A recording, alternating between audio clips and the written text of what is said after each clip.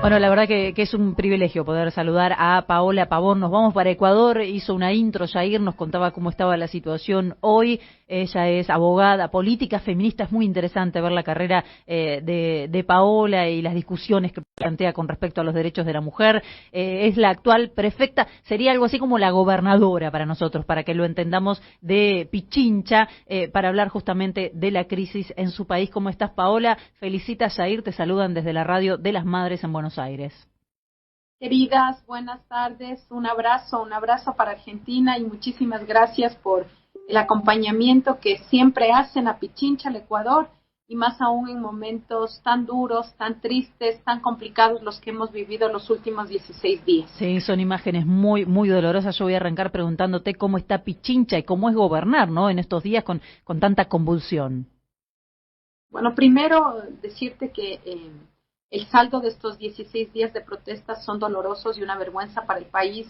7 fallecidos, 147 detenidos, 303 heridos, 74 violaciones a derechos humanos registrados y lastimosamente no se ha dado todavía una salida. Como te señalo, estamos en el día 16 de paralización nacional, una paralización convocada inicialmente por la CONAIE, la Confederación de Nacionalidades y Pueblos Indígenas, pero que a cada día se ha ido sumando varias protestas ciudadanas y sobre todo el malestar de un pueblo que se siente agobiado, afectado por un modelo neoliberal que asfixia a los sectores populares. En los últimos 4 años te podría resumir con el aumento escalante de la pobreza, 8 puntos de aumento de la pobreza, y esto lo hemos sentido en las calles. ¿Cómo gobernar? Es muy difícil, muy duro. El día de ayer, una de las arremetidas más fuertes que se tuvo en horas de la noche después de varios acontecimientos. Primero, que el gobierno nacional se retiró de la mesa de diálogo convocado por las funciones del Estado, luego de haber perdido en la Asamblea Nacional una moción de activar el artículo 130 de la Constitución que motiva la muerte cruzada, es decir, que se vaya a la Asamblea Nacional, pero que también se vaya el Gobierno Nacional. La arremetida más fuerte de violencia se la tuvo en mi provincia, en una de las parroquias rurales más grandes que tiene el Ecuador y que está ubicada en Pichincha. Así que dolidos por esta escalada de violencia y sin duda por una afectación a los derechos humanos por un uso desmedido de la fuerza policial y de los militares.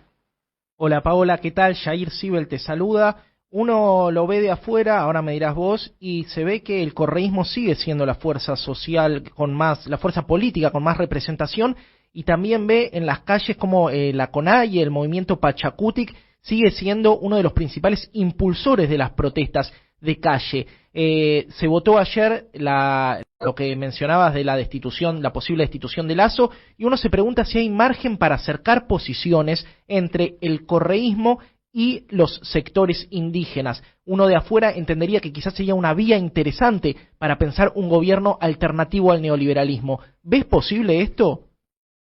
Quiero iniciar por la organización social y la CADE. Creo que es muy importante ir a hacer una diferenciación que además estos días se notó con mucha fuerza, esta diferenciación entre la CONAIE y el brazo político que es Pachacuti.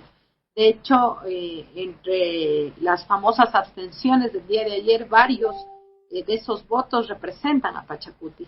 Y me parece importante hacer esta diferenciación porque en el momento más álgido de la conmoción interna, el Pachacuti le deja solo a la CONAIE, le deja solo al presidente de la CONAIE, a Leonidas Sisa, adelanta una postura de no apoyar la activación del 130 por parte de la Revolución Ciudadana en la Asamblea y solicita que las comunidades retornen a sus provincias. Este fue un momento de inflexión muy complicado en estos 15 días de movilización, porque en los últimos, sobre todo en este último año, Pachacuti ha venido cogobernando con el presidente Lasso.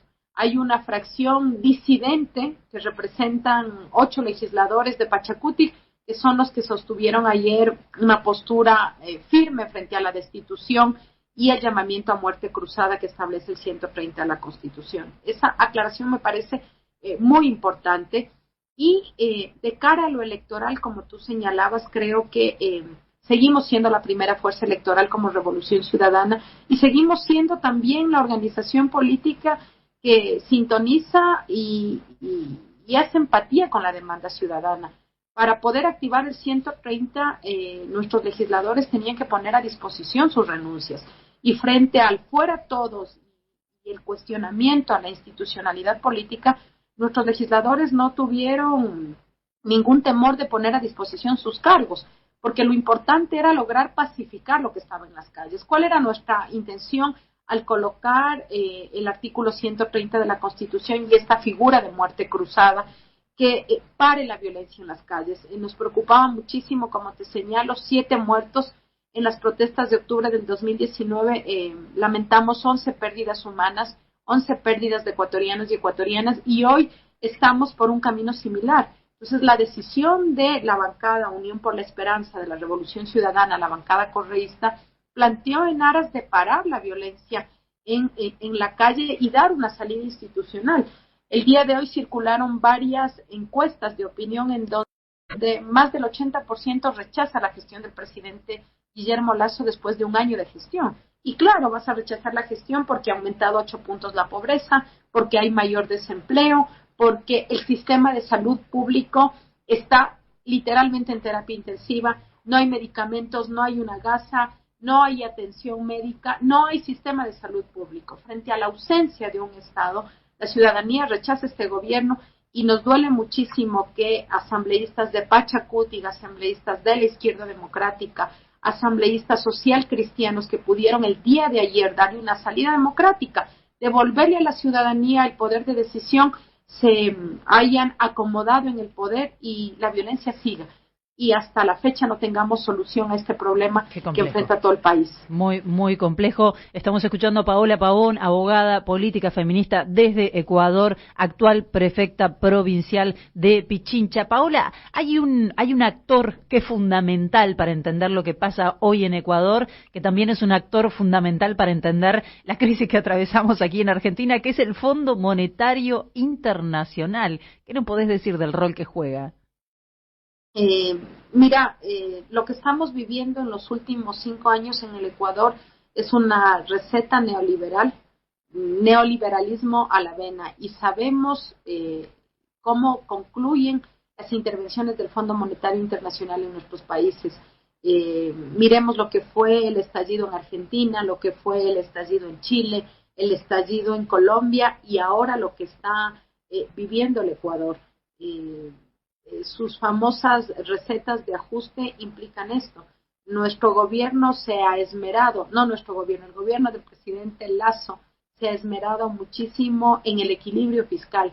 Pero ¿de qué nos sirve el equilibrio fiscal si no tenemos medicina en los hospitales, si no se ha construido una sola escuela, si no se está dando mantenimiento a las carreteras, si no hay apoyo a los sectores del campo? En estos días hemos visto cómo los bananeros, los pequeños agricultores, los representantes del sector lácteo, del sector lechero, han plegado al paro porque la situación es cada vez más asfixiante. Esto significa el neoliberalismo y esto significa las recetas del Fondo Monetario Internacional en nuestros países. Quisiera, se me quedó una respuesta para Yair frente a la pregunta de si es posible un acercamiento entre los sectores indígenas y el correísmo. Yo creo que en este momento, más aún de cara a 3 años de gobierno de Lasso con este modelo, creo que urge ampliar la franja progresista en el Ecuador. Y ampliar la franja progresista pasa por estrechar las relaciones y un campo popular con los sectores indígenas. No me atrevería a decir con el partido político que intenta representar a los indígenas, sino con los sectores indígenas de base. Nos interesa ampliar la franja progresista con el movimiento feminista, con las mujeres, con esas mujeres que día a día están enfrentando la pobreza en sus barrios, en sus parroquias, en sus familias.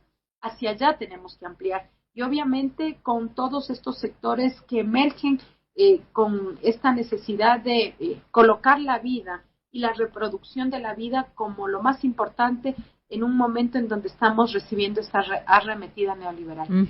Es muy interesante, venimos observando cómo, por un lado, la aceptación que tienen las organizaciones sociales, que aquí en Argentina pasa otra cosa, cuando avanzan las movilizaciones o las organizaciones sociales en la calle, ¿no? Enseguida la queja de los medios de comunicación, hay como una suerte de rechazo, ¿no? Y allí en Ecuador veíamos que mientras avanzaba la Confederación, bueno, todo lo contrario, los recibían, les brindan alimentos, lugares, etcétera, y las mujeres también me parece que son un dato, ¿no? Que son un dato a analizar el rol que tienen en esta lucha que llevan adelante. ¿Cuál es? Estamos hablando con Paola, hablando de la mujer en la política, que ha sido también víctima de muchas operaciones desde los medios de comunicación. Has estado detenida incluso, Paola, en algún momento, y estaba mirando en tus redes sociales que también señalás hacia la manipulación que llevan adelante algunos medios de comunicación en este momento.